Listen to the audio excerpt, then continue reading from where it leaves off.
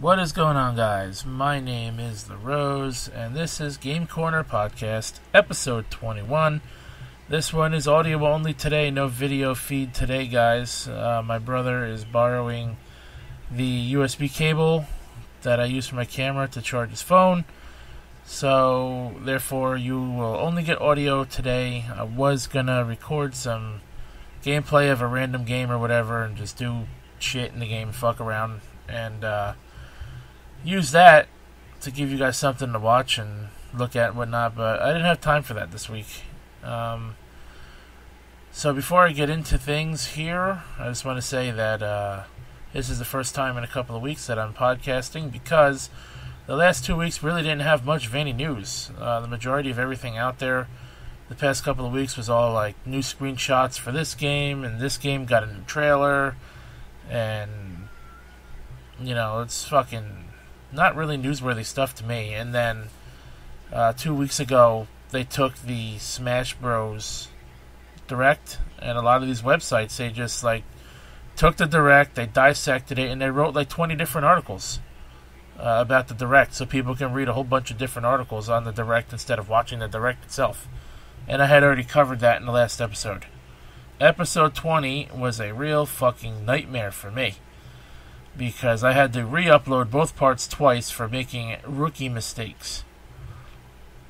So with that being said, guys, I want to start off by saying that my condolences to the victims, families, for those who have been injured or killed in the Jacksonville Madden tournament shooting.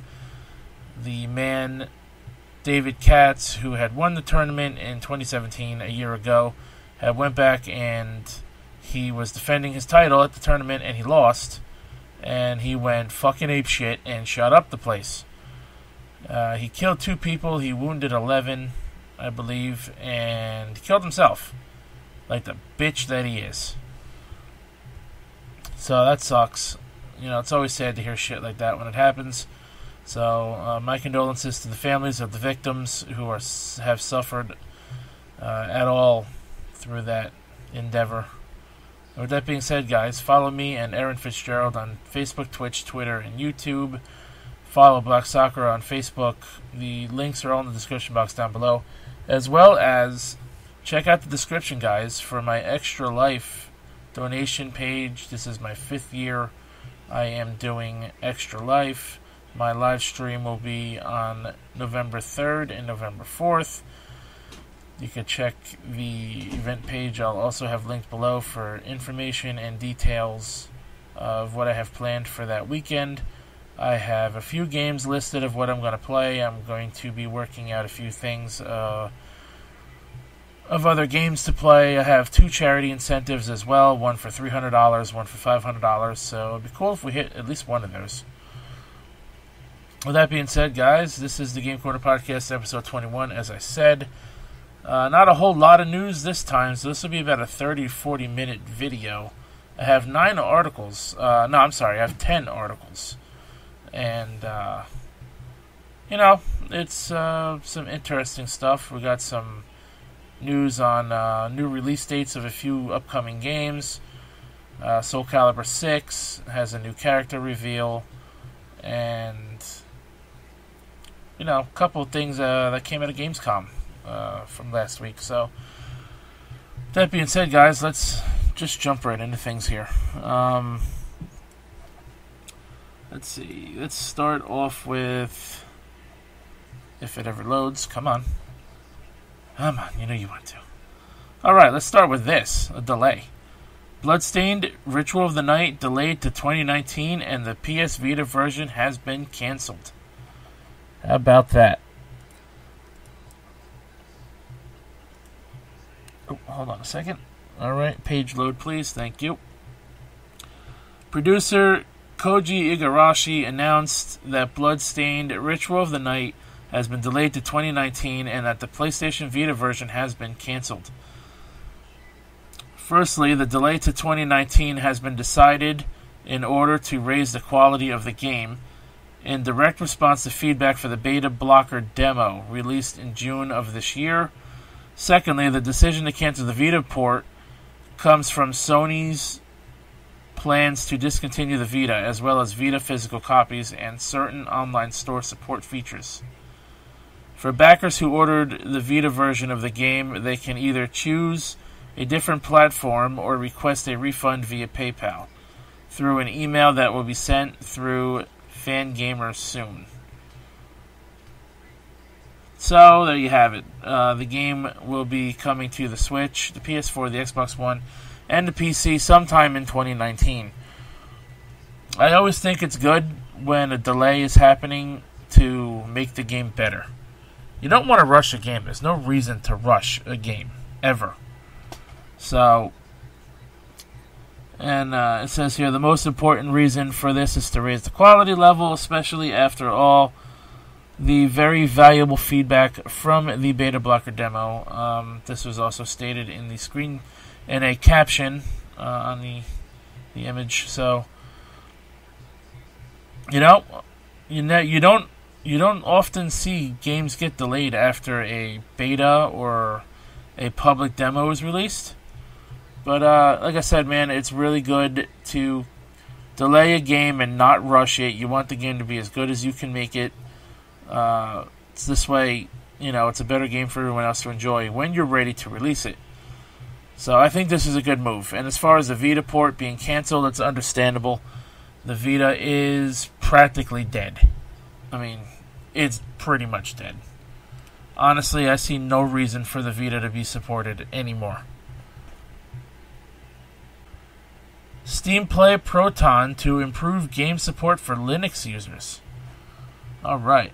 Valve has announced that they are releasing a beta version of Steam Play Proton, an improved version of Steam Play that uses a modified version of Wine that makes Windows games with no Linux compatibility now able to install and run via the Linux Steam client.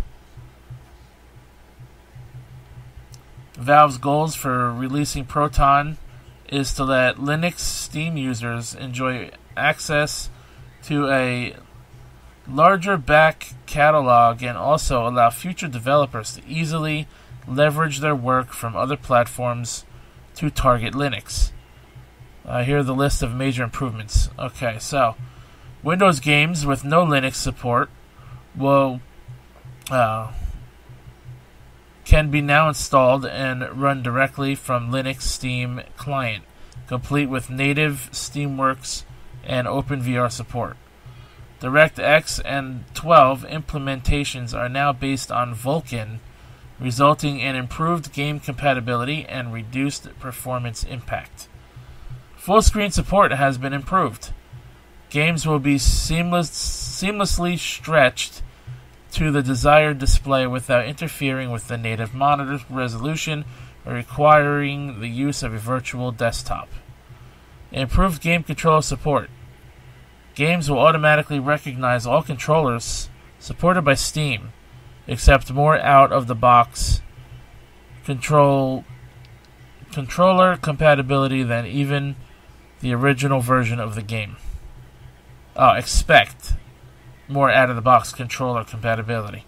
I read that as accept. It is expect. Performance for multi-threaded games has been greatly improved compared to vanilla Wine. So, there you go. I think this is a really good idea because you're letting more people that don't use Windows, that like to use Linux, you're letting more people get to enjoy some of the same games that Windows PC gamers have been enjoying over the years.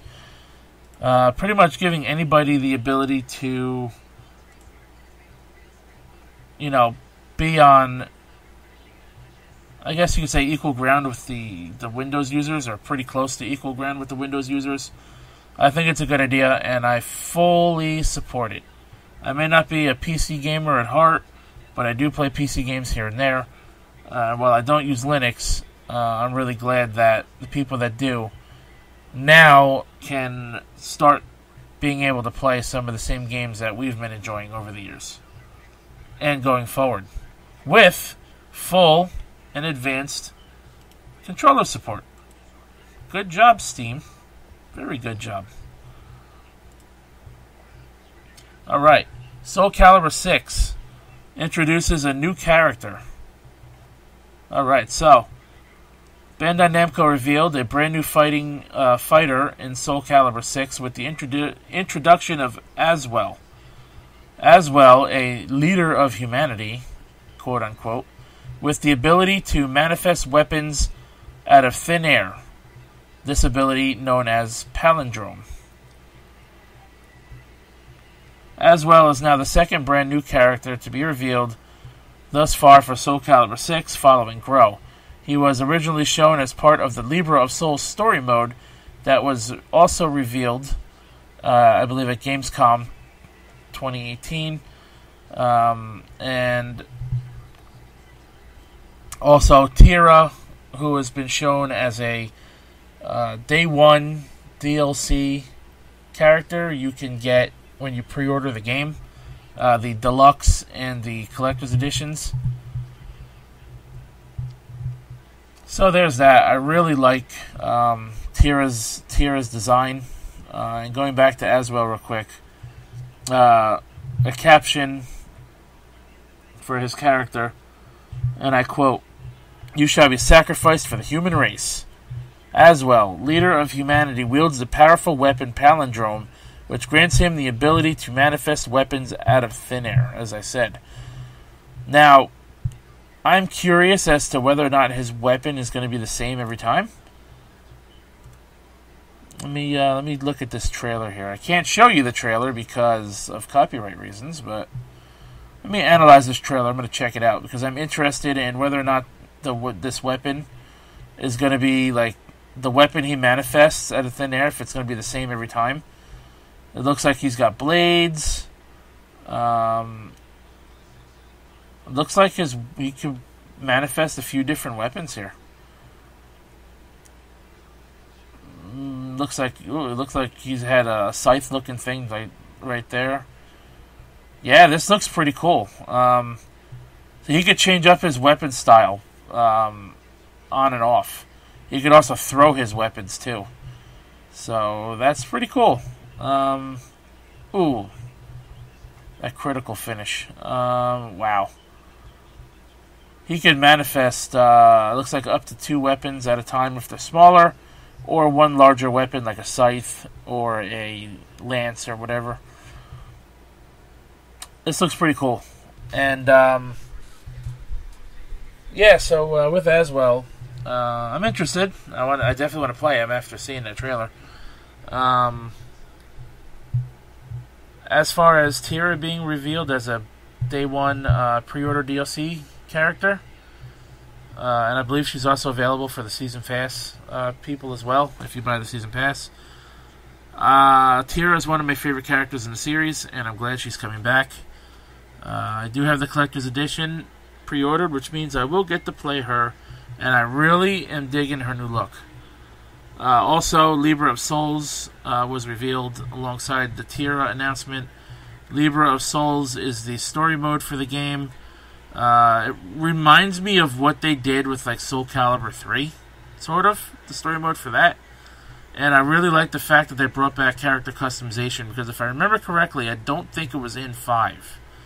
And if it was in Soul Calibur 5, I don't think it was done to the extent that it used to be and the way it's coming back. So that's really cool. And Soul Calibur 5 comes out for PS4, Xbox One, and PC in 2018, October 19th. So about a month and a half from now. A little more than a month and a half from now, so look forward to that. I can't wait to play it. So with Smash Bros. Ultimate, you may be able to unlock fighters early with amiibos. This is pretty cool. So, Best Buy Canada has revealed via its overview for Wolf, Inkling, and Ridley's amiibo that the figures may be usable to unlock fighters early, as Super Smash Bros. Ultimate will start off with only the original characters from Super Smash Bros. On N64 available to choose from. So that means, what was there, 8 characters, I think, to play? The original had Mario, it had Yoshi, Link, Donkey Kong, Kirby, Pikachu, Samus, I think, and Fox. I think those were the original 8. So, and this game has like over 60 or whatever characters, over 70-something characters. There's going to be a lot of unlocking shit in this game, which is good, because it'll make you want to play it a lot. Here's a description for Wolf's Amiibo as an example, and I quote, "Access a whole new level of fun and smash the competition with this Super Smash Bros. Amiibo. A former fighter in Andros' army, the Wolf now leads his own mercenary team, and he's not one you want to cross. Simply tap the Amiibo accessory to the NFC touch point on your game system to unlock the Space Pirate." I really hope you don't have to buy this Amiibo to unlock that character. That would be really fucking stupid. Super Smash Bros. Ultimate designer Masahiro Sakurai has stated that the method of unlocking characters has been streamlined, and that characters will be easier to unlock this time around. However, it seems that players can take a shortcut via Amiibo, and from the fact that the game will support every Amiibo of that character, even from different lines, Amiibo like Daisy from Super Mario line will also most likely be able to unlock the newly joined Echo Fighter right away. The game comes out for the Switch on December 7th, 2018, Jesus. So we got a little more than 3 months away from that. I think that's pretty neat, although it does take away some of the experience from actually working to unlock the characters. For example, my Amiibos, I have Mario, I have Yoshi, Donkey Kong, and Link, and Kirby, and Pikachu, so those 6 will not matter because they'll already be playable. However, my Sonic Amiibo and my Mewtwo Amiibo, if this is correct and Amiibos can unlock characters, I could take a shortcut to unlock them right away by using those Amiibo. Which, not gonna lie, if I had the ability to do so, I guess you could say if I really wanted to, I could use Bowser and Peach, the wedding ones from Super Mario Odyssey, to unlock those characters as well, but I have that in a closed package, and I have no desire to open that because those are like special edition Amiibo, in my opinion, so like I have no reason or desire to open those. I want to say, though, the Ridley Amiibo looks really fucking cool, and I really want to get that one. I'm not a Metroid fan at all. Never got into those games, although the Prime series looks fun, because I do like a good first-person shooter. Maybe I'll play those one day. The Ridley Amiibo looks really cool, and I really want to get it. That being said, this is a pretty cool idea, although I think most players would... If you've grown up with Smash, you know, from way back like I did, you'll probably rather enjoy working your ass off to unlock the characters rather than taking shortcuts with your Amiibo. Although for people who just want to have all the characters outright and you have all the Amiibo, if this works, good for you, because you could just have everything from the start, pretty much. Not a bad idea, but I don't think it's one that I would quite enjoy doing. Although, the few that I have that will work, I certainly will do it, just to see if it does work. Before I continue, guys, apologize if you can hear my TV in the background. I have my TV up just loud enough to be able to hear the baseball game. I'm watching the Yankees game right now. They have not many games left, and the way they're playing, I don't know, man. They might not make the playoffs. So apologies if you can hear the TV in the background a little bit. I have it just loud enough for me to hear. And I got a new fan, and it's on the lowest setting right now because it's a pretty loud fan. Pretty powerful, too. So if you hear that in the background at all, I apologize. Really nothing I can do about that. I wouldn't turn the fan off because it is too damn hot to not have a fan on. because the air conditioning doesn't work too well in the upstairs portion of my house. With that being said, let's get back to the podcast. Windjammers 2 coming to the Switch in 2019. This is interesting.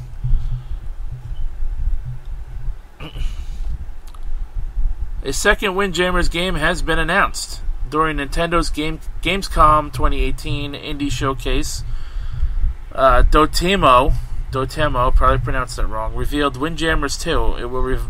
It will arrive on the Switch and the PC in 2019. Now I ask, why not the PS4? I understand why not the Vita, but why not the PS4? Windjammers, the original Windjammers, is on the PS4. The highly inspired Disc Jam is on the PS4, and I think the success of success, that Disc Jam had on the PS4 helped drive this decision, if you ask me. That's my opinion. The announcement came immediately after a video showing off Windjammers running on the Nintendo Switch. Windjammers, the original Windjammers, will also come to Nintendo Switch on October 23rd, 2018, which is in 2 months, a little less than 2 months. And, of course, you can play it on the PS4 and the Vita now. So, I wonder why this is coming to the PC and the Switch and not the PS4 in 2019. Maybe it's a timed exclusive. It could be. But I just find that a little odd. I don't think Nintendo would ever do a timed exclusive. Though it would be cool to play. I don't have the original Windjammers. I didn't grow up playing SNK games because SNK consoles are stupid expensive. You know, I grew up in an era in the 90s where consoles were between $200 and $400 at the very most. Usually around the $200 and $300 mark. And then you have the SNK consoles, like the MVS and the AES or the AVS, whatever they're called. They come in like $600, $700, $8 fucking $800 consoles. Yeah, then you wonder why I didn't grow up with the SNK games. You know, I stuck to Nintendo and Sega, stuff I really knew, and stuff that was a lot easier and cheaper to get a hold of.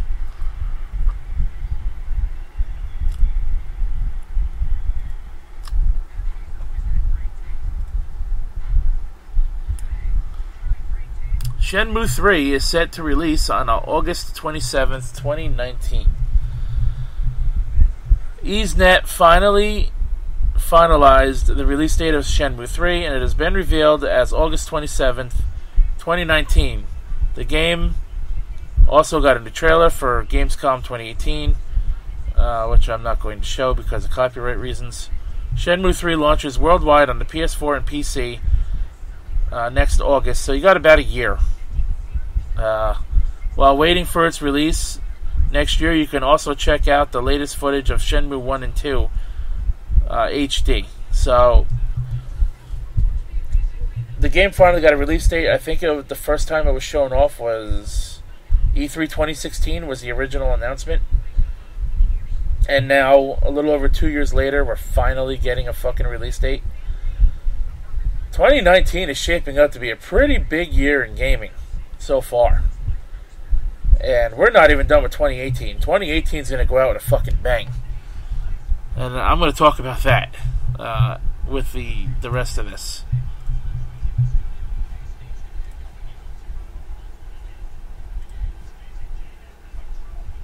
Sekiro Shadows Die Twice gets a March 22nd, 2019 release date.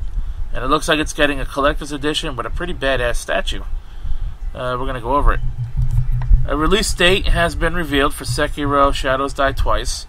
From Software games will be released worldwide on March 22nd, 2019, in addition to a collector's edition that has been revealed. The Shadows Die Twice collector's edition contains everything you would expect. You get a copy of the game, I would fucking hope so, along with a steelbook case to hold it in. There is also an art book, a digital copy of the soundtrack, so an OST, digital OST, which kind of sucks, 3 replica coins, a map, and a 7-inch tall Shinobi statue. Not a bad collector's edition. Not bad at all. A little disappointing on the soundtrack, though. Wish it was physical. And, you know, what are you going to get, you know? Physical media is dying out. I get it. The Steam product page for Sekiro Shadows Die Twice is also live. In addition to some screenshots, it also offers some additional details about the games. Players can follow a one-armed wolf in Sengoku, Japan. This warrior is trying to rescue his kidnapped master. You need to fight the Ashina clan and other enemies, making use of special abilities, stealth, and prosthetic tools in your quest to rescue the missing young lord. Interesting premise. So there you go. March 22nd, 2019.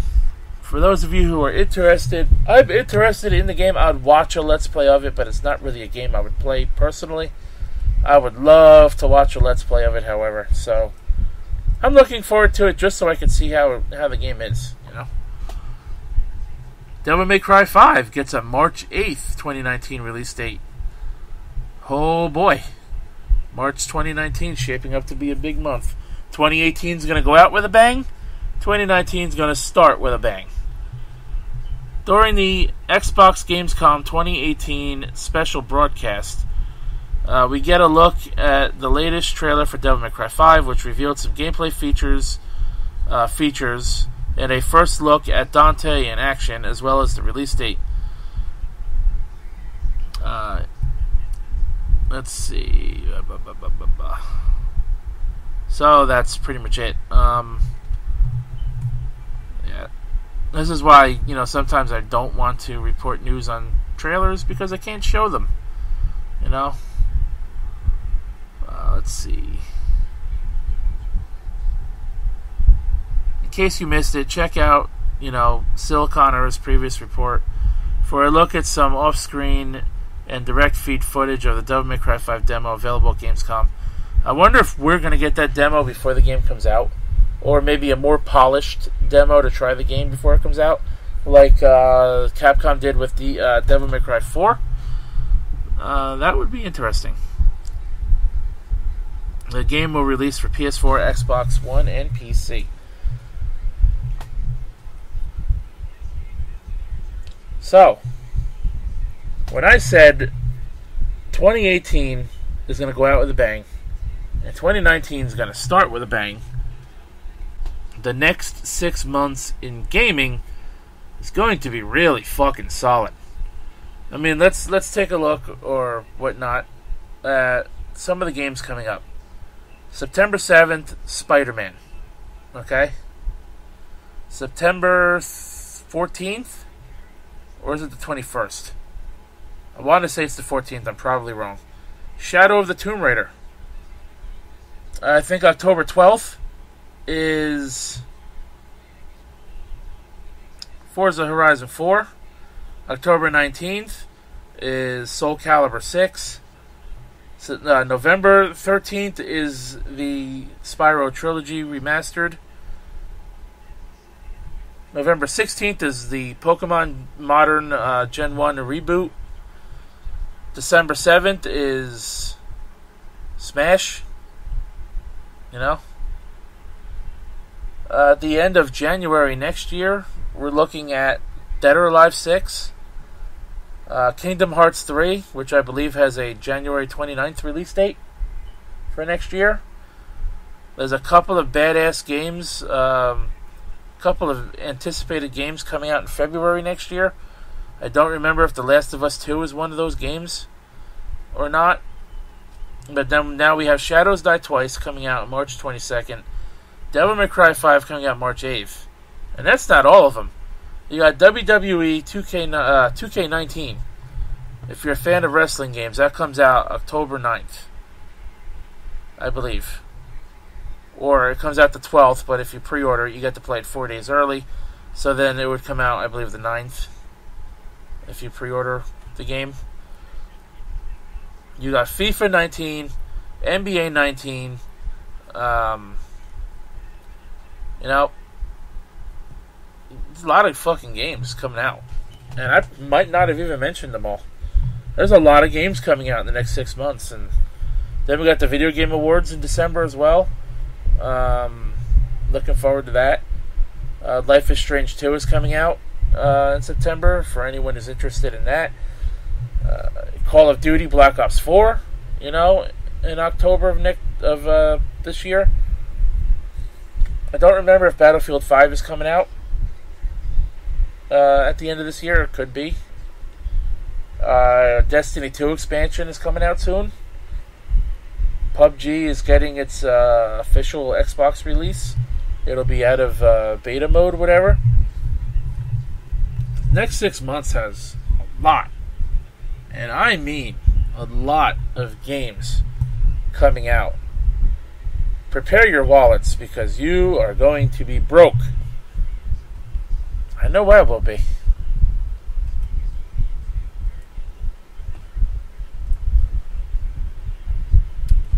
Alright, and last but not least, I was going to save this for next week, but this kind of news just can't wait.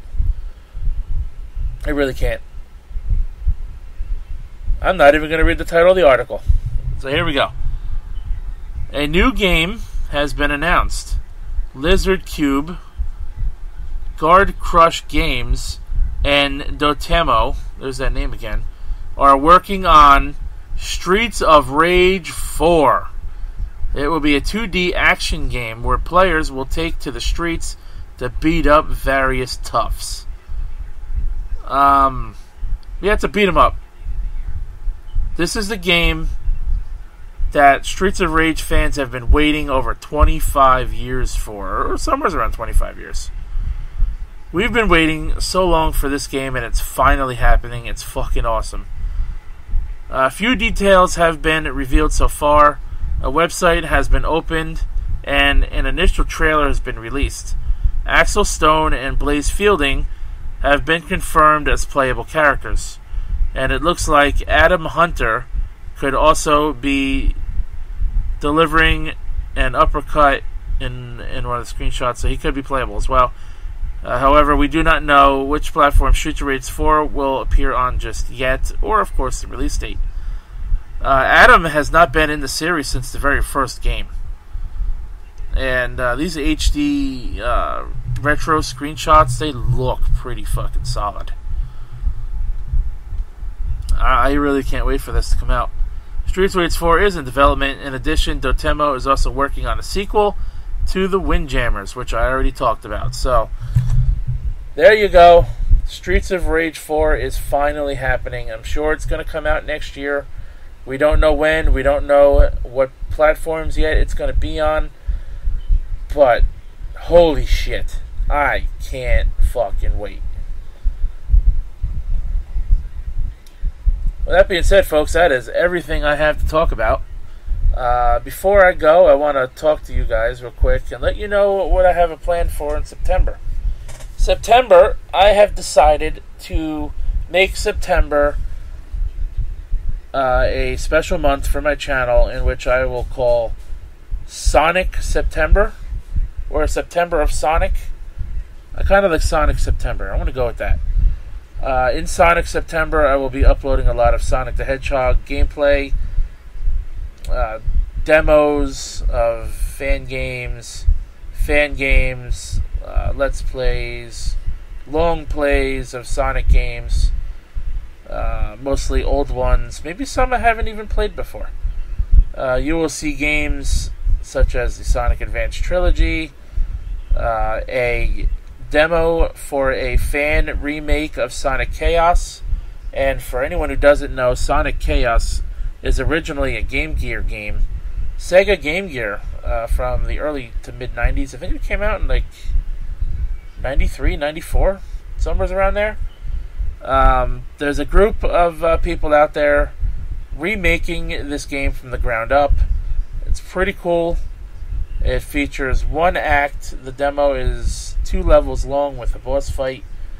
Looking forward to it. That will be uploaded on September 1st, so look out for that.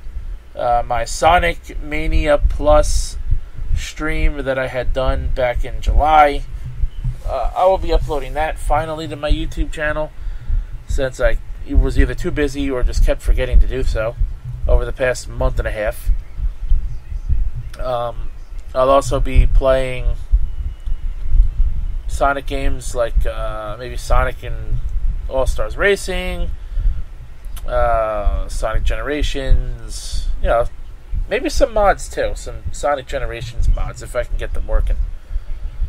So, look forward to that. September is going to be a pretty fun month, I was born in September, so I'm looking forward to it. I love that month. Great month. With that being said, folks, thanks for watching and listening to this episode of the Game Corner Podcast. Again, check the description box for all of my social media, Erin Fitzgerald social media, my Extra Life campaign, donation and event page links, Black Sakura, etc. Until next time, guys, my name is The Rose, and I'll catch your ass down the road.